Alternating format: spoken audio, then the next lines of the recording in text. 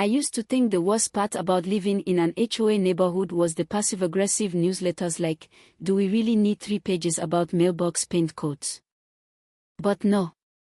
Turns out, the real nightmare starts when your neighbor's teenage son thinks your backyard pool is public property, and his mom just so happens to be a lawyer with a chip on her shoulder the size of Texas.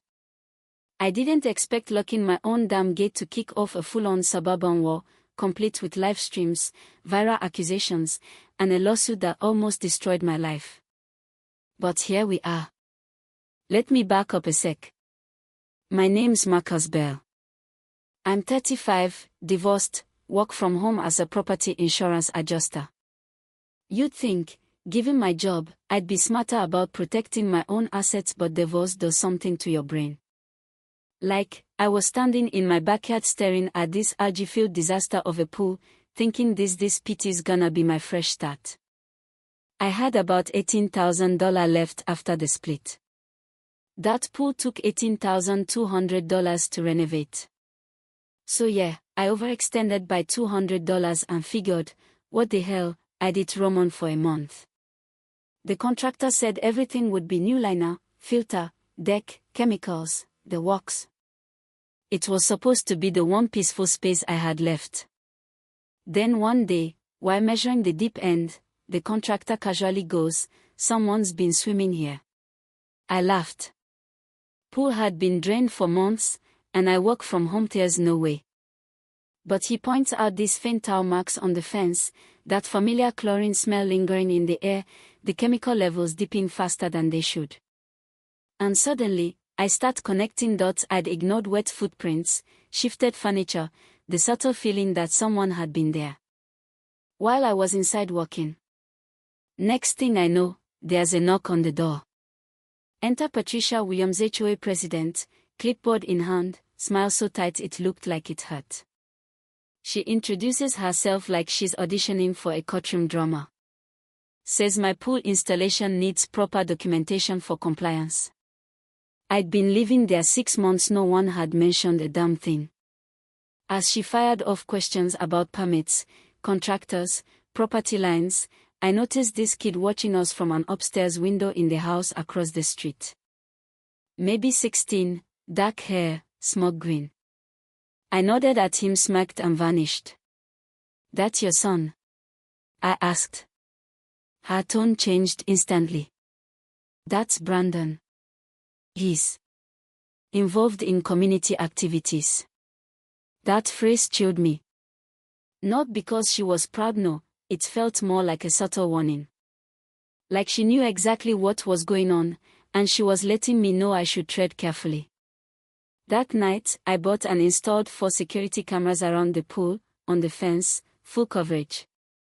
$800 I really didn't have, but my gut told me I was gonna need receipts. And man, those cameras didn't lie. Brandon started showing up. He'd walk the fence, tap the latch, look straight into the lens like he was casing the place. He was watching the angles, testing the weak points. This wasn't a teenager being curious, this was strategy. The next day, he leaned against my gate like it was his. "Nice setup," he said. "Mind if I take a dip?" I said, "You should probably ask your mom first." His smile dropped. "I don't need to ask anyone," he muttered and walked off. I stood there, watching him leave, knowing I'd just become a target. Couple days later, I come home from a client meeting. There's 6 teenagers in my pool. Phones out. Music blasting. Brandon's directing the whole thing like a content shoot. "Guys," I said, trying to keep it calm, "this is private property." "Chill," he said. "We are making content."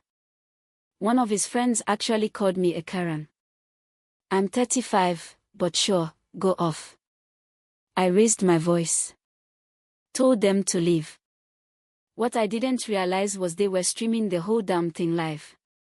Video title: Crazy Neighbor Kicks Teens Out of Community Pool. Got 10,000 views in the first hour. I became that guy. Comments called me a psycho. People posted my address. Clients pulled out of meetings. All because I dared to lock my own backyard. The next morning, a cream-colored envelope shows up. Official HOA letterhead. Signed, Patricia Williams, ESQ.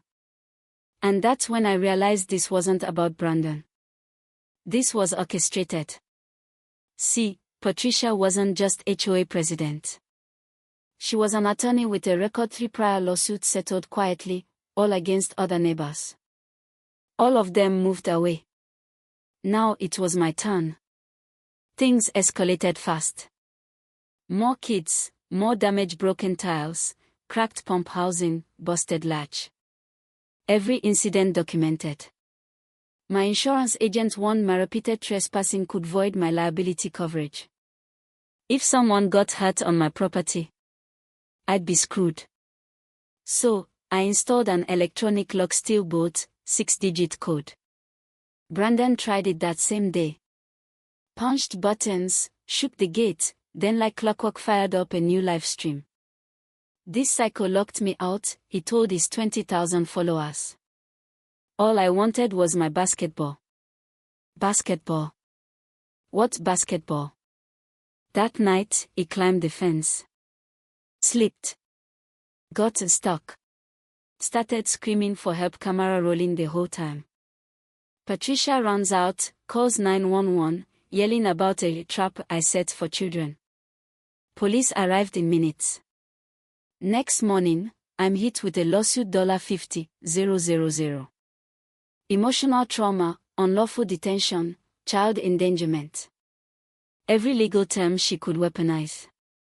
My security footage clearly showed Brandon climbing the fence, but her story was out first and louder. I started wondering if I was the villain in this twisted little drama. Then, late one night, I'm scrubbing through footage again when something weird pops up.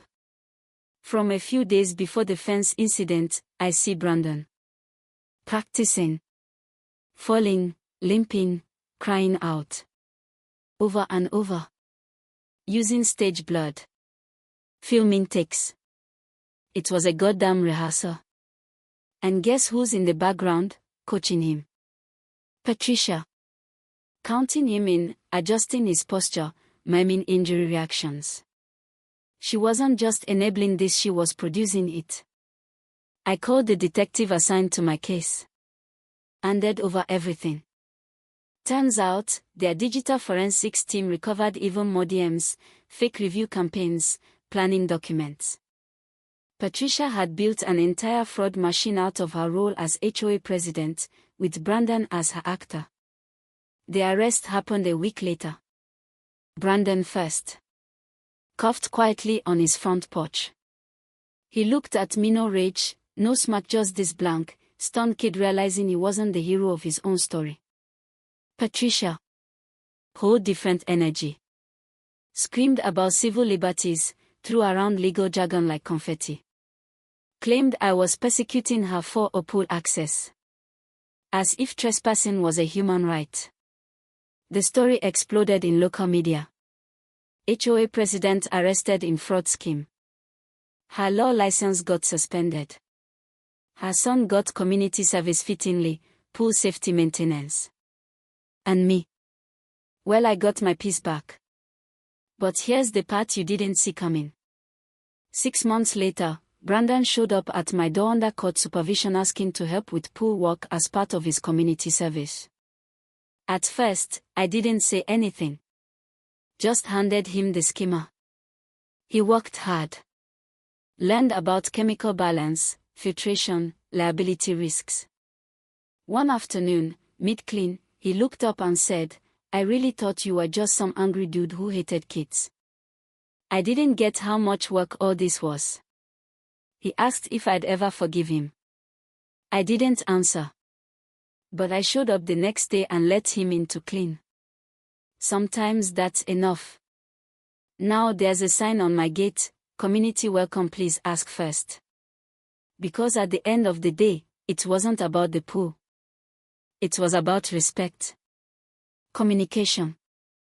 The damage people do when they choose spectacle over honesty. And the cameras. Yeah, they are still rolling. Not because I expect drama, but because I know how fast truth can get buried when the narrative is louder. So now I'll ask you, what would you have done? Rolled over? Fought back? Settled and moved away? Because there's a fine line between being the neighbor with boundaries and being labeled the villain. And sometimes, that line is drawn by people who never knock. Drop a comment. What's your take on all this? Where's the line between privacy and community? Right and wrong? Because if this story taught me anything, it's that locking a gate might just be the thing that finally opens your eyes.